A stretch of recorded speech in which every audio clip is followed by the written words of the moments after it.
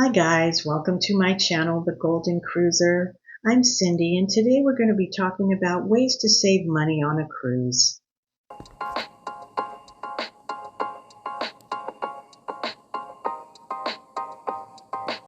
Cruises nowadays are not cheap. The prices are going up and up. They're not like they used to be in the olden days. When I first started sailing, they were so cheap.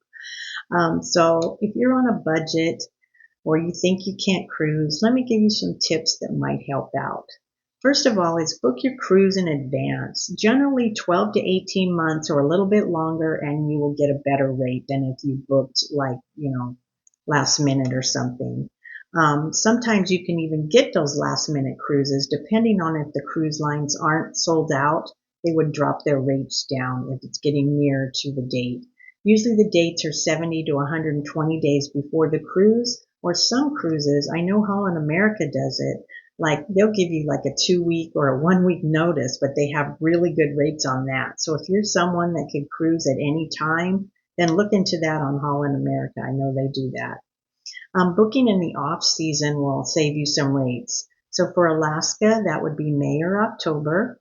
For the Mediterranean, it would be March, April, May, and October. For the Caribbean, it would be October. We just booked Alaska for May because the rate was so much lower, and I've been to Alaska before, so that's okay. We might get in bad weather, but I don't care. I'm still going on a cruise. And booking between November and Christmas, you usually have a lot lower rate then. Another thing is repositioning cruises. Now, if you don't mind being out to sea for most days, a repositioning cruise is one that might start, for example, in New York and end in Florida. But then you have to get off in Florida. You're not going back to New York on the cruise. So it's repositioning the ship, taking it from one port to another, and then that ship would start sailing from Florida sailings. So if you don't mind, just being out to sea most of the time and getting to one other port and getting off and then flying back home or whatever you're going to do, then those are a lot cheaper to take.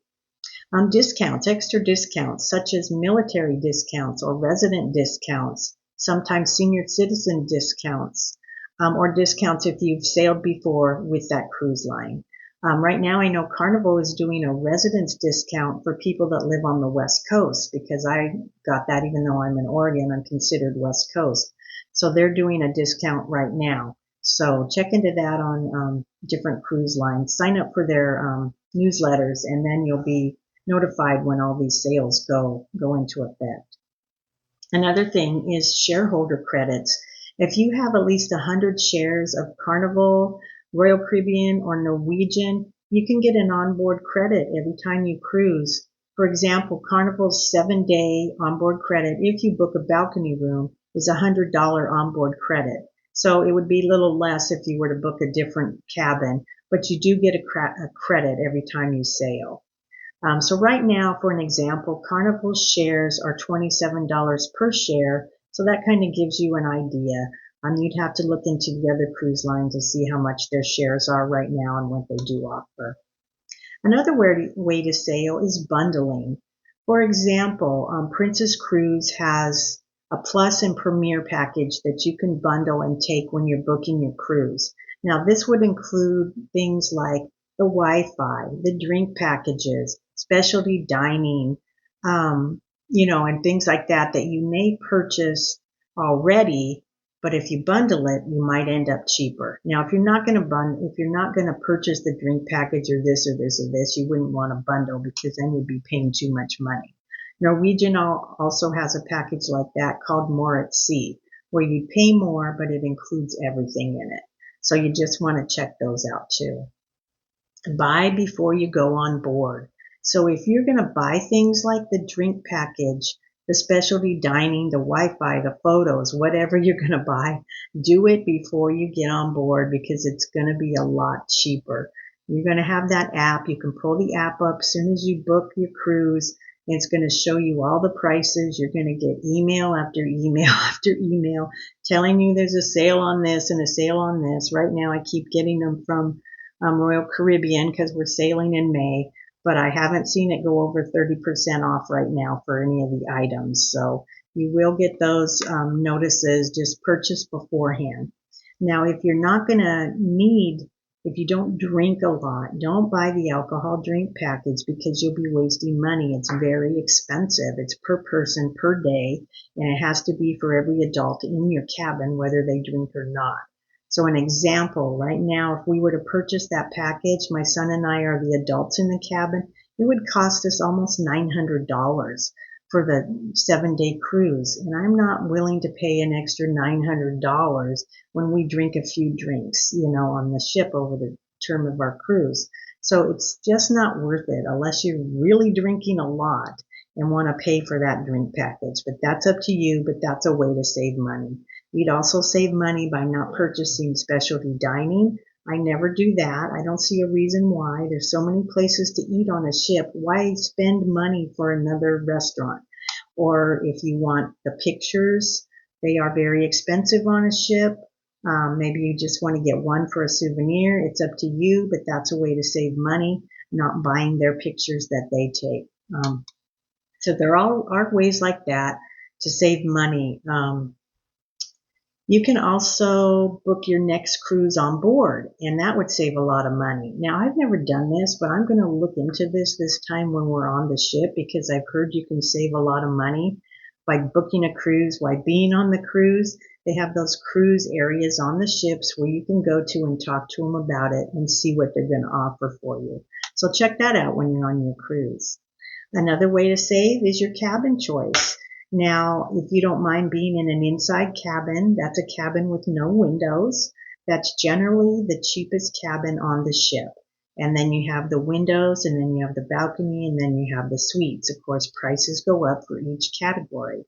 Sometimes the prices are the same. So look at that category. I know right now on my Royal Caribbean ship, Anthem of the Seas, the balcony room is actually cheaper than the window room. So make sure you don't overlook those and always check because they change their pricing on things. I don't know why, but they do.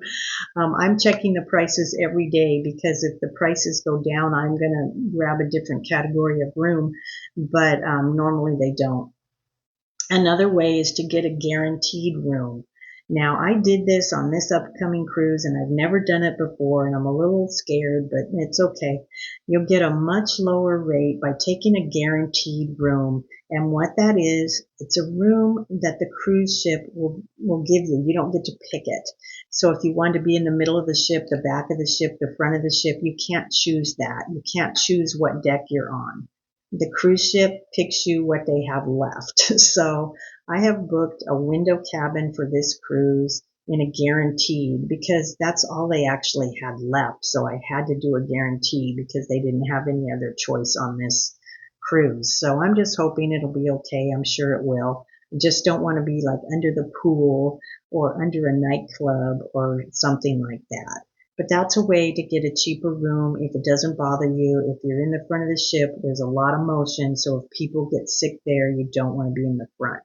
So getting a guaranteed room will just depend. And that's guaranteed. If you took a window, they'll guarantee a window. If you took a balcony, they guarantee a balcony. If you took a suite, so on. So you'd still be in that category. Sometimes they'll bump you up to the next category. So say I'm in a window category, and when they get around to giving me my room, they don't have any windows left, they'll bump you up to the next category, a balcony, which is really nice, and I hope they do, but that's okay.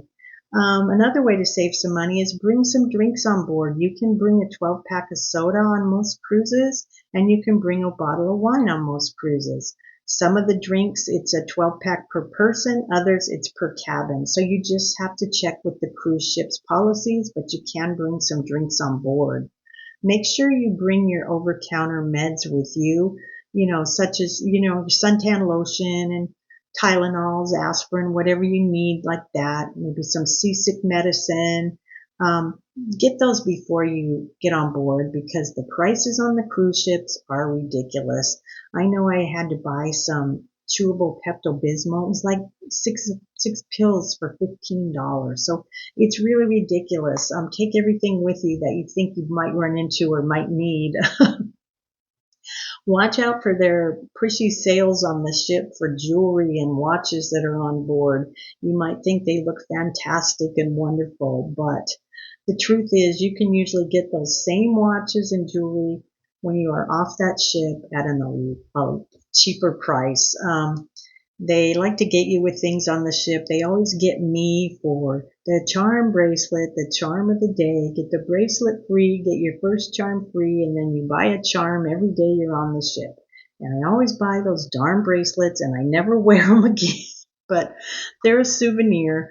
Also, another thing they have is their $10 sales. They put out all these things in the middle of the ship, and all the women go crazy over them. And I buy this stuff, and I get home, and it's in my closet. I never use them again. So just be careful of that. One other thing they have is you might go to a talk they do about the ports, which we did last time. I said I would never do this again because I did this with my husband years and years and years ago, but I went and we did it. And they come around, they want to sell you these booklets that are coupons off for import. Well, you don't really get to look at them ahead of time. And I don't remember how much it cost to buy one of those booklets. I can't really remember that. $25, I think, maybe. I don't remember.